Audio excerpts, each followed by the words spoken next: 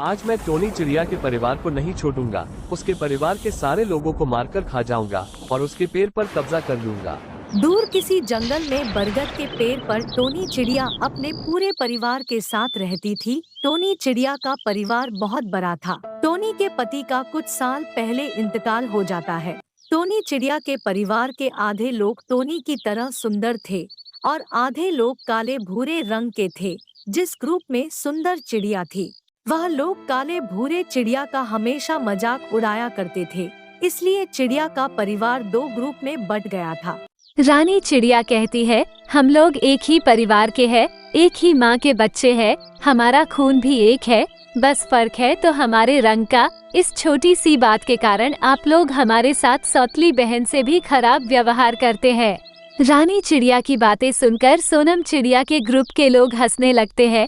तभी सोनम चिड़िया कहती है, माना हम एक ही माँ के बच्चे हैं, लेकिन तुम काले लोग अपनी तुलना हमसे मत करो। जरा तुम लोग अपने चेहरे को तो देखो, कितना काला लग रहा है। तेरा नाम रानी चिड़िया नहीं, काली चिड़िया होना चाहिए था। वे लोग हमेशा एक दूसरे से ऐसे ही लड़ते रहते थे, पर उनकी माँ हमेशा उन्हें प्यार से एक साथ रहने के लिए कहती थी। पर दोनों ग्रुप की चिड़िया अपनी माँ की बात को नहीं मानते थे। इस वजह से टोनी हमेशा उदास रहती थी। एक दिन काले भूरे चिड़िया का ग्रुप अपनी माँ के पास जाते हैं और कहते हैं, माँ अब आप हमारे पेड़ का बंटवारा कर दो, अब हम लोग सुंदर चिड़िया के साथ नहीं रहना चाहते।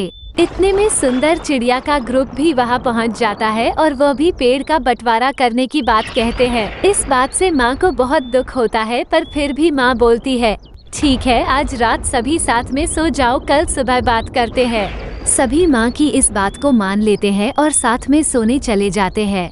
जब सभी चिड़िया सो रही होती है, तभी आधी रात को वहाँ एक अजगर सांप आ जाता है। माँ बंटवारे वाली बात से बहुत दुखी थी, इसलिए उसे नींद नहीं आ रही थी।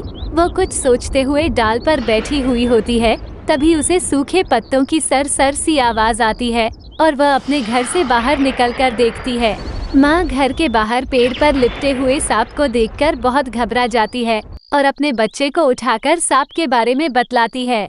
पहले तो सांप की बात सुनकर सभी बच्चे बहुत डर जाते हैं, पर माँ उन्हें समझाती है कि बच्चों कुछ भी हो जाए, आज हमें मिलकर इस परेशानी का सामना करना होगा। माँ की बात सुनकर सभी बच्चों के मन में हिम्मत आती है। हमला करते समय एक दूसरे का भी ख्याल रखना।